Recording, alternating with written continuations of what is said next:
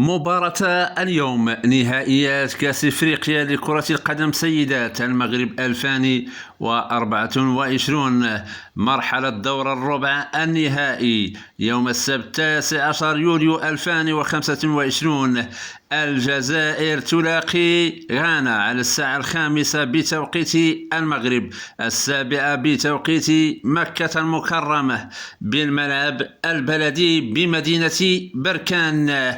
جنوب إفريقيا تواجه السنغال على الساعة 8 مساء بتوقيت المغرب، 10 مساء بتوقيت مكة المكرمة، بالملعب الشرفي بمدينة وجدة. للإشارة اللقاءان منقولان على قناة الرياضية البث الأرضي.